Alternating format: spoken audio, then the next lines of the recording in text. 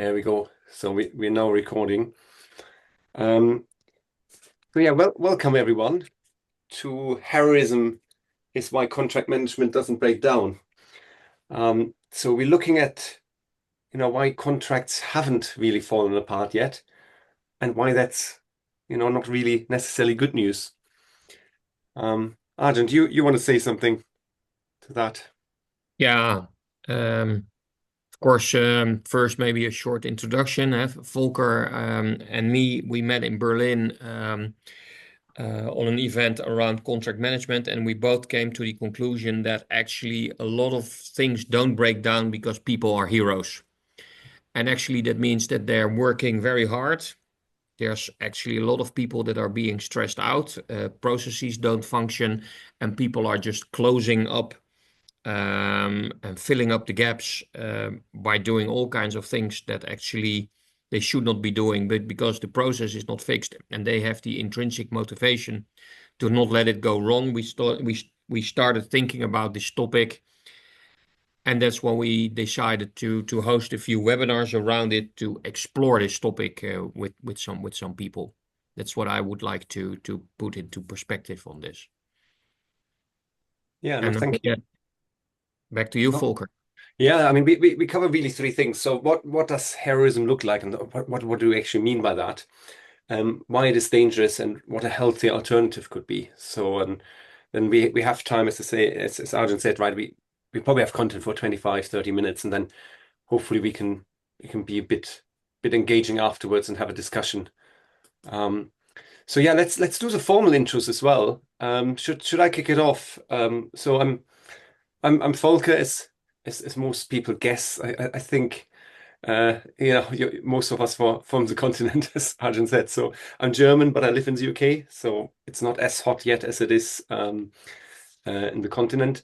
So I'm an executive coach, I'm a therapist, and I do still some consulting. So my background is in sales leadership, commercial roles. And as Arjen said, we met in Berlin at the World CC conference. Um, yeah, and I spoke then, and I just last week again spoke at a conference on resilience and burnout prevention, and that's just a passion of mine. I see it in a lot of leaders, a lot of executives, and yeah, that's how we started talking about this. Yeah, nice. And I'm Arjen. I'm one of the what they call people that work on CAT-CM, which is a methodology for contract management. So I'm heavily engaged with all kinds of organizations on the process part of being in contract management. And I see that a lot of these processes actually function not because the process is being followed, but because people are really running the extra mile. And that's what we're going to talk about, how to actually make that transition from having to run the extra mile, and that means being the hero, to actually not having that kind of stress. So back to you, Volker. Let's kick things off. Um, so if I say we all, or if I say all of us, you already know kind of who your hero is, right? So it's a Friday afternoon call, right? I mean, it's very timely. We do this actually on a Friday, right? So most organizations have this person, right? It's the one who gets a phone call at 5 to 5 on a Friday because something has gone wrong somewhere, right? Something is unclear or something important is just suddenly at risk. And almost instinctively, everyone knows who they're going to call, right? And it's usually that person that carries far more than their job description actually suggests. They remember the clause from a contract signed 3 years ago, right? Even though it was never really documented anywhere. They know the history, they know the context, the personalities, the workarounds, and of course the risks. And they're often the difference between a problem escalating and a problem disappearing before anyone senior really notices it. They're also the ones staying late, chasing actions, joining just one more call, sending one more email, catching issues before they reach the board, the client, or the executive team. And from the outside, that can look like dedication and high performance, right? But in many ways, it, it is to a certain extent, right? But it's also a sign that critical knowledge and responsibility may be sitting in one person rather than in the system itself. And that is why, what we're talking about today really matters, because I suspect that as I described this person, you probably had a name or face in front of you already, right? You started thinking, oh yeah, this is so and so, right? Or this is a person. You can picture exactly who it is, and in some cases, it might even be you. I'm not want to make any assumptions here. And that is who we're talking about today, right? The person the organization really relies on to quietly absorb the risk, hold things together, and rescue situations that should never have depended on one person in the first place.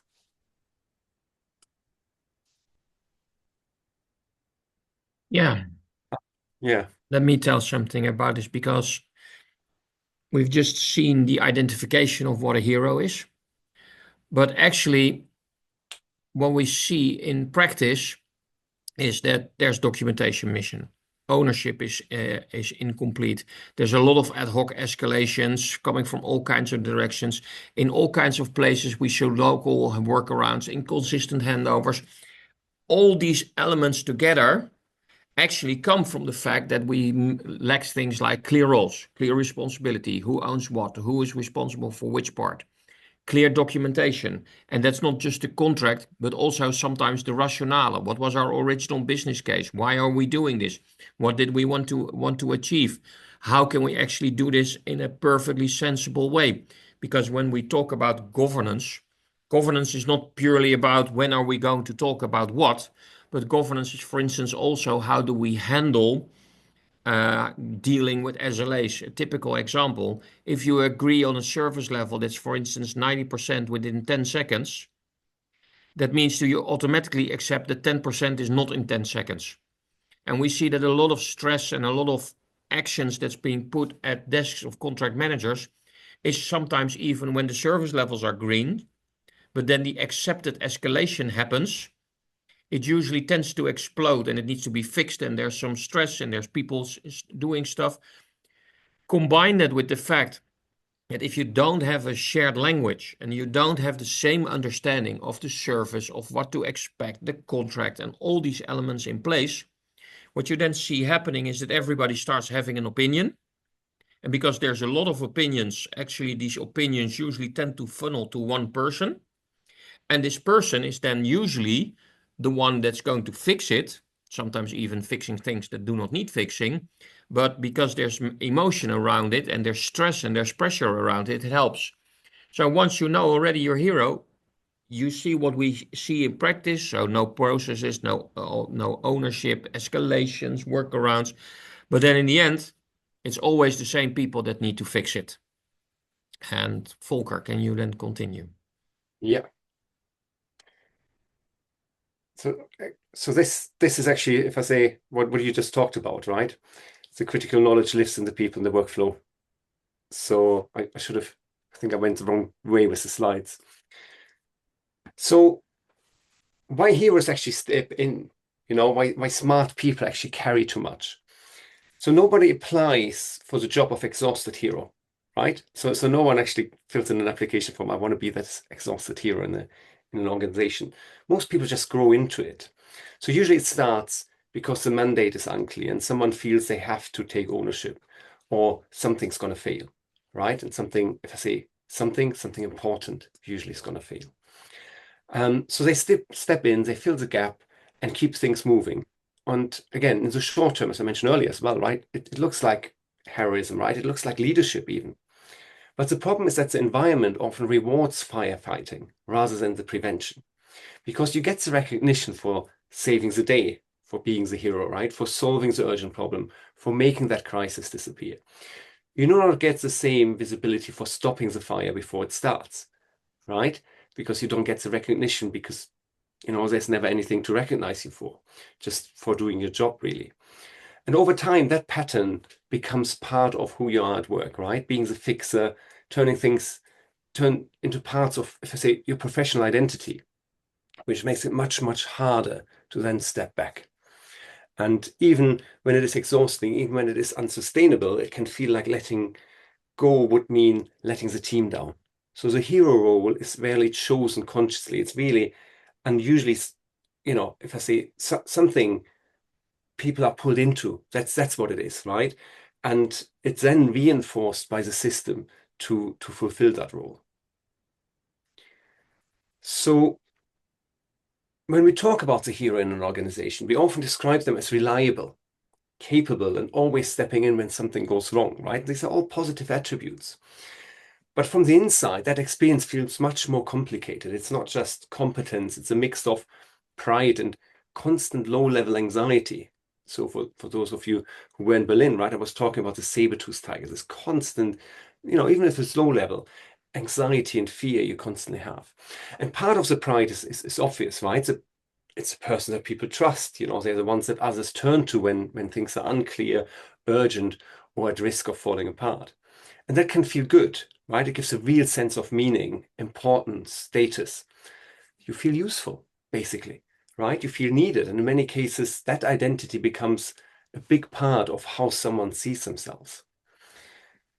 But sitting right alongside that pride is pressure, right? Because if you're always the person who catches things, spots the risk, and saves the day, you also start to carry the fear that something important might slip up.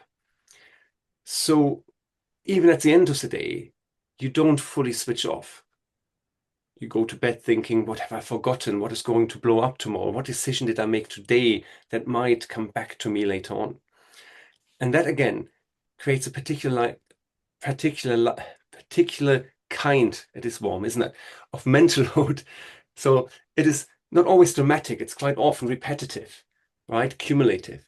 It's a weight of 1,000 micro decisions, constant interruptions, and the expectations to make these good calls without ever having the full picture, right? We're making decisions without having all the information.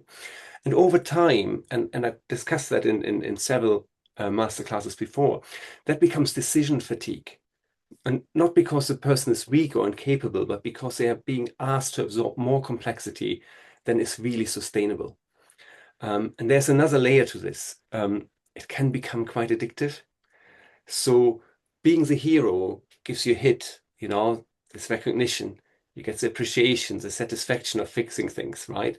So even if you're exhausted, there's a part of you that keeps leaning in because it reinforces your values, right? It gives you the dopamine hit. A little bit like, the BlackBerry is a red light, this constant reinforcement. The problem is that this works until it doesn't. So eventually the cost shows up, right? So the energy drops, the patience thins, resentment can build. And the very person who looks strongest from the outside maybe is the one who is the closest to overload, right? To burnout, potentially.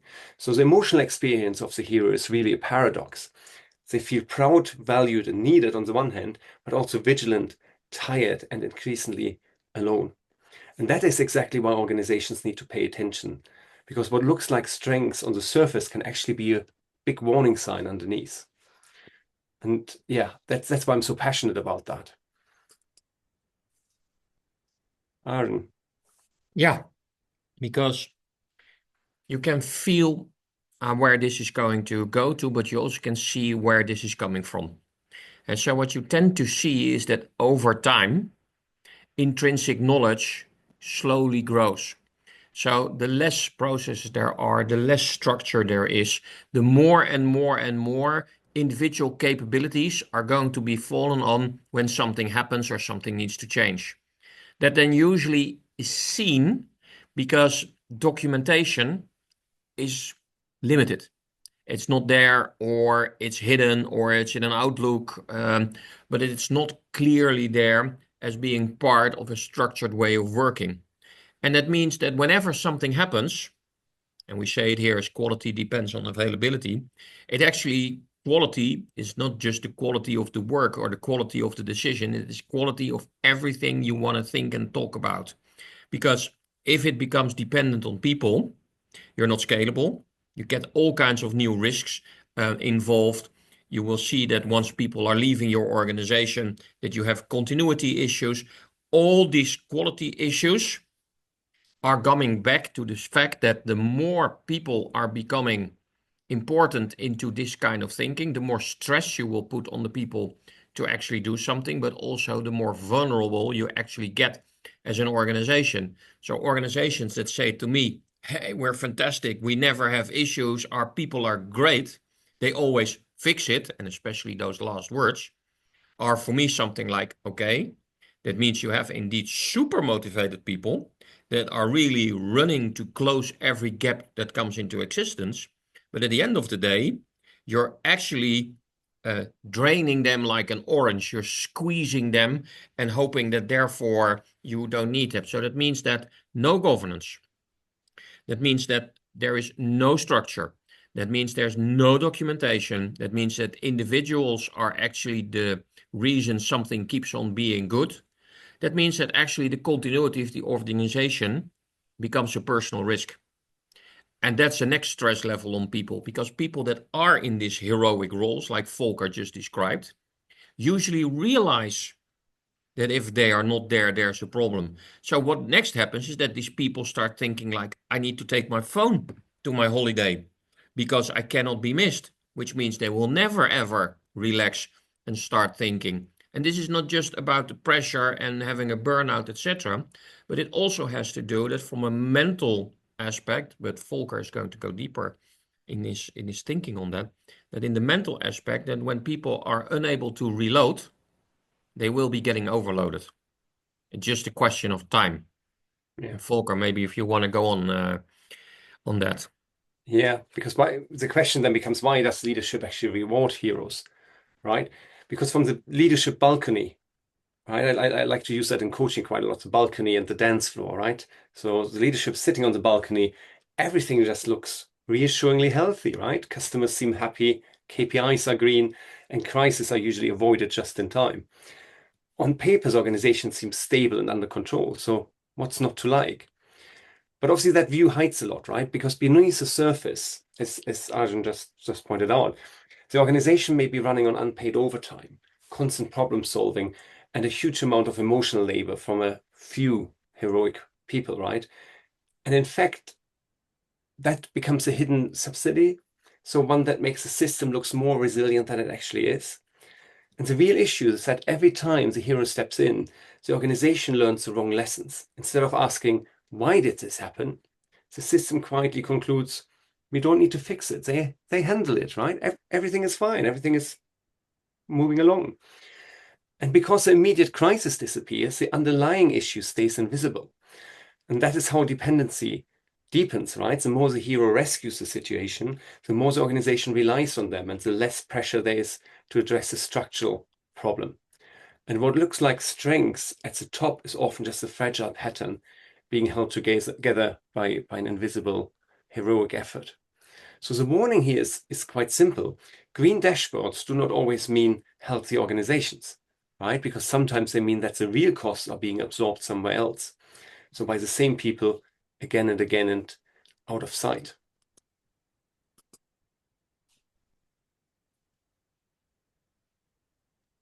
And that means Yeah. it builds up.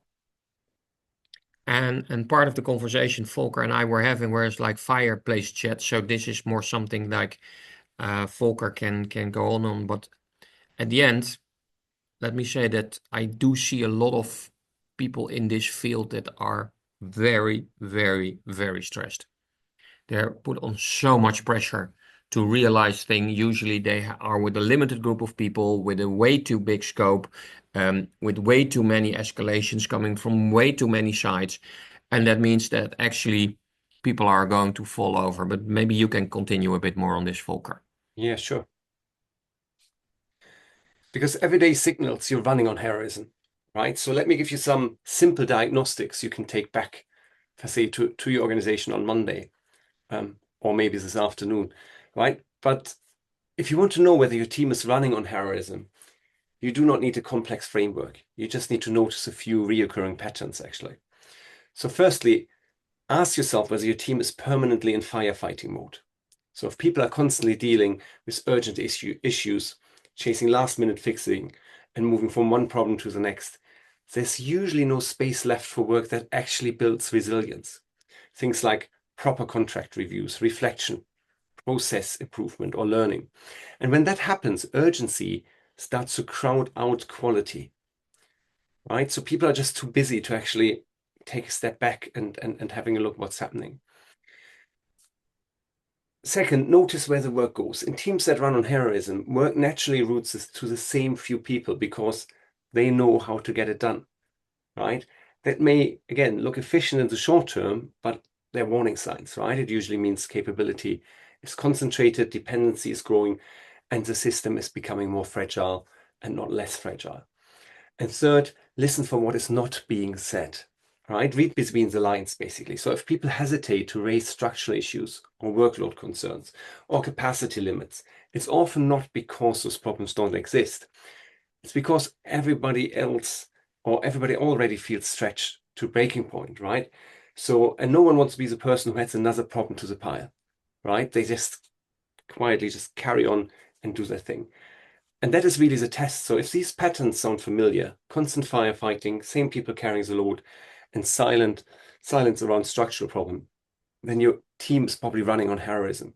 And while that keeps things moving forward for a while, it's just not sustainable. It's not a stable way to operate.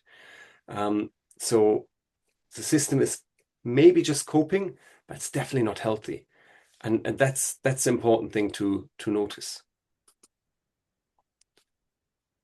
Yeah.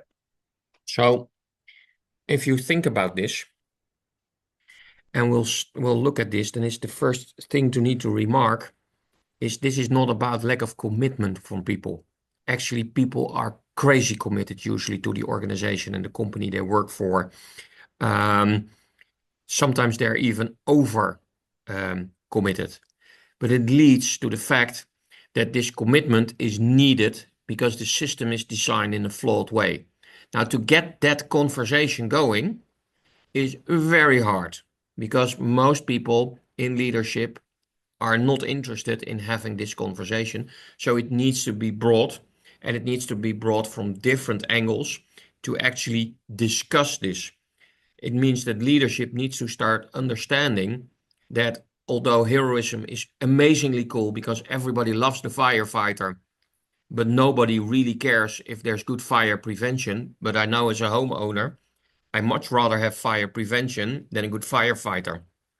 But it means that we need to have these kind of conversations on the leadership level to actually explain to people, why is this not sustainable? Why is this creating dependency on individuals, and therefore we need to change the system to become less dependent on individuals, actually make the work for individuals more fun, more sustainable, therefore they will do more.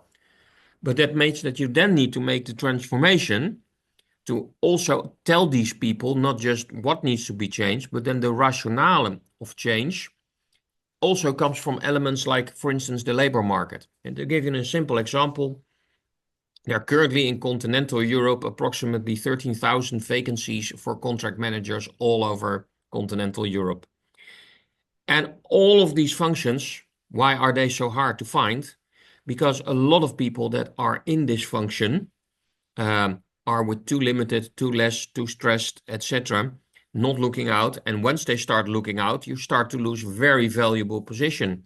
So what makes this rescue necessary is actually also the risk of people defecting your organization because they don't want to be there anymore. So this is not just about running the process, structuring the process, but it also has to do with all the classical HR elements that needs to enter. So therefore, you can then change dependency from individual dependency to structural dependency. But in order to have that structural dependency, you need to have the common framework, what we mentioned, the common language, the common understanding, the right prioritization, but also, and this is an important one, it's often forgotten, the safety to actually say what you need to say.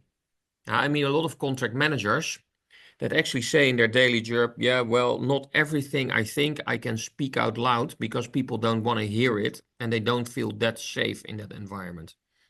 Typically, when contract managers are in the same hierarchical structures as the leadership they need to fix things for, then it becomes extremely hard because then you need to tell your boss that something that's in the contract is not right or is not going right. But then your boss is also the one that probably caused this, is also the one that needs to make the decision. And then you as a contract manager end up that you need to tell in your hierarchical structure, which is also the structure that manages your career, manages your future and everything, that something is not happening. So this is a total set. And this is why this is a continuous cycle, because this is not ending because you say, okay, let's fix the system and we're done. No, the system is never fixed. Fixing the system is a continuous process, because every time you fix something in these kind of cycles, it means the next thing happens and the next thing happens and the next thing happens. It's never finished. And that's also another thing that's difficult, and I think it's not purely in contract management, is that the realization that in order to improve, it's not a one-off, but it's a continuous improvement. That means that actually continuous improvement is also a fix. So it's not just fixing the process, but it's actually also discussing the how are we continuously going to improve the process. And this then becomes a vital element in that. And Volker, maybe if you would like to go on this. But that's still what you wanted to talk about. Yeah. So Yeah. it is about making sure that people have a clear role, a clear responsibility, Yeah. that your decision rights are very clear. Because what we also tend to see is the less people understand roles, responsibilities, accountabilities, and also their mandates, the more difficult it becomes to actually fix something. And usually then a lot of this fiction becomes informal. Second thing is, all these handovers in all these processes need to be documented. And the reason to document them is not because documentation is cool, but because documentation helps you to actually get back into the discussion. Why did we make this decision? What's the effect of this decision? Why should I be doing this now? So handing over is not just a process step. It's actually a documentation flow that actually helps you to understand what you need to fix, which means you need to have a visible life cycle. You need to understand the obligations, and you need to really push on, okay, where are we? And that's not just the life cycle of the contract, but it's also the life cycle of the process, the life cycle of your job. Everything fits in together like gloves. And most contract managers, as they have a lot of contracts to manage, actually means that they need to be able to understand what to do at which moment in time on which contract. But the problem is, if you're in continuous firefighting mode, then you don't know what's going to pop up where. And if you're unlucky, your mailbox is going to explode with potentially a lot of contracts at the same issue at the same time. And that's going to help, not going to help us. It therefore also means that we need to understand that there's going a significant need to understand what the truth really is. And for me, the truth is not just what's the performance, or did they meet their obligations, etc. No, truth is also about what's the hidden agenda. There's in a lot of organizations, there's hidden agendas, sometimes with a contract, sometimes without a contract, but getting to find a universal truth is not just financial information or data. It's also about understanding why certain things are happening, in which context to place them, and to make sure that everybody is working from the same context. A typical example in this, if every organization has like 10 major strategic objectives, just for argument's sake, then these strategic objectives are not always the same in importance. If you cannot get them ranked, it means you as a contract manager will be continuously squeezed between different strategic priorities that might contradict. And because there's no order of things, you need to choose. And that means you will always do something wrong in the eyes of somebody else.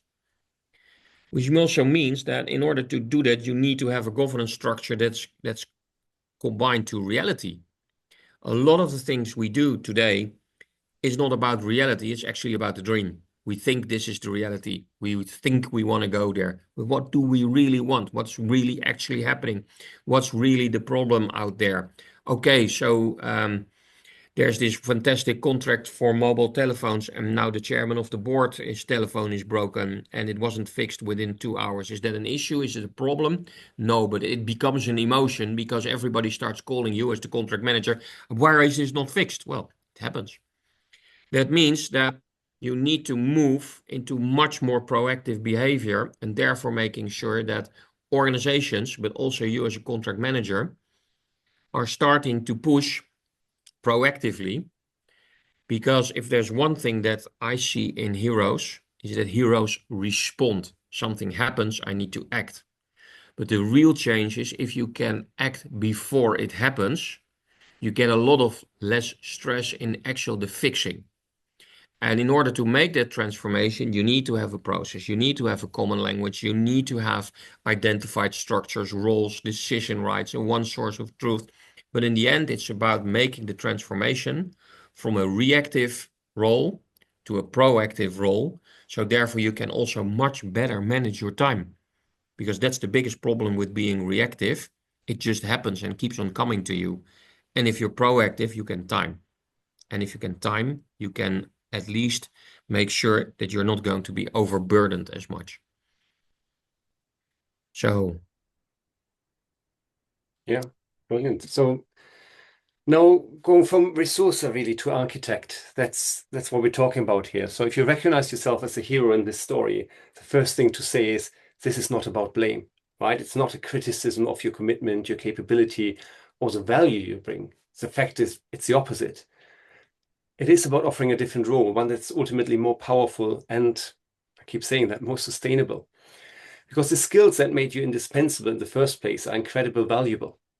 Your judgment, your pattern recognition, your ability to spot risk early, and the trust you have built with stakeholders. Those are just rescue skills. Or not just rescue skills, they are design skills. They're exactly the capabilities needed to build better ways of working. So the shift here is an important one. Imagine your role moving from saving the day to building a day-to-day that does not need saving. Instead of being the person who keeps stepping in to catch failures, you become the person who helps redesign the conditions that create those failures in the first place, right? As Arjen said, being proactive rather than reactive. So that's the move from responder to architect. But making that shift is not just about mindset. It also depends on the environment around you. So it requires, and we talked about that briefly as well, we touched on safety, psychological safety, right? So the ability to say this is not sustainable or this process is broken without being punished, without being dismissed or seeing less committed. Because if people cannot name the strain honestly, they stay trapped in the rescue mode. That's what I said earlier, right? And that's the circle Arjen was talking about. So it's really an invitation not to do less meaningful work, but to do more systemic work, to use the very strengths that made you the hero to build something better. So a team, a process, or an organization that no longer relies on the heroics to succeed. And if you want to finish off. yeah, I will. I think it's important to start with understanding who are the heroes, because those will also be the agents of change. And so find them. And as Volker already stated, this typical emails that gets always sent to the same people. And then when something happens, usually emails are sent to 10 people. And out of these 10, there's always three that are almost in every escalation mail, in every issue mail, etc. Who are those three? Why are they in there? If you understand that, then you can have the dialogue with these people and say, okay, but which contract is actually creating issues for us? And that means that take out that one contract and then say, okay, what do we need to fix here to move from heroism to actually control and predictive and making sure that this doesn't happen again. Just pick one contract. Don't go for the entire organization because that's never going to work. Pick one contract and fix that one. Once you have that contract in place, start talking about, okay, what's the document? What's the roles? Who's doing what? What's the cadence? How we're going to meet? How's the escalation work? Who's going to fix what? What are the mandates that are going to go around that? And mandates are two ways. Because if I have a mandate to say I can make any decision to X amount of euros, that means somebody else should have a mandate to make decisions above X amount of euros. And those persons that have the decision right above my mandate, I should be able to hold accountable that they should make decisions in a certain speed. Because else this problem keeps on getting at my desk and I always need to say, yeah, but we're waiting on an executive decision. If there's one thing that's creating stress, it's also creating having to deal with disappointment with others. So if there's no decision, then what's going to happen? That means you need also to understand how is the workload? I mean, I'm not a sucker for systems that write your time and those kind of things because workload has nothing to do with how much time do you spend on something. Workload has to do with the strain it gives to you because some things that may take in time like 5 minutes, but can get you thinking for a day or maybe even longer, or maybe you wake up at night thinking, oh, how did that go? How did so the pulse you need to have on your team and on yourself is not about how much time are we spending on something, but actually how much workload is it creating? Because work is not just the amount of time that's being put in it, but also the amount of energy it takes from you. Because sometimes very small things in time can cost you a lot of energy. If you don't balance that out and just think on time as the element and not on the energy as the element, then you will end up with the fact that from a timing perspective, it looks like you have enough time, but from an energy perspective, it's not going to work. And that means that in the end, as we already talked about and Volker also addressed, this is not about putting the blame somewhere. That's irrelevant. This is design. This is think about how can we do it? How can we do it better? And this is not about you did something or you didn't do something or dear manager this or dear colleague that, because that's not what this is about. This is about improvement. This is about designing. This is not about blaming. And if you can put these things together, you can start actually thinking like um, the classical lean startup thinking. You can really think big, what's going to be. You can act really small by the one contract and doing the steps first. And then you can act fast and then start learning, and growing and come towards stability. That's what I wanted to put in perspective here as well, that this is a journey. This is not something that, and it's fixed. No, it's going to take time. And with that, I post back to Volker. Yeah, that's really all from us, to be honest. Yeah, yeah. So we can open it to Q&A. Obviously, shameless plug. We want to continue that. So we have 3 webinars lined up. So the next one is on the 3rd of July. Let me just copy and paste if that would work. I love Microsoft. Probably not going to work. No. I type it in a minute. Don't worry. So you can click on it. I copied in a minute. So we're going to talk about process and people management requires the same attention. So that's in 2 weeks' time, same time, 3 o'clock. Didn't even put the no, I didn't put the time on here. But yeah, so same time, same place. So there's the registration link. Again, there's W2 free gets you in for free.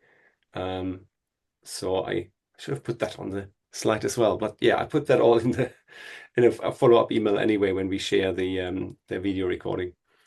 So yeah, so let's stop sharing and if I say stop sharing the presentation and maybe anyone wants to share their experience or any thoughts and we can kick off the conversation.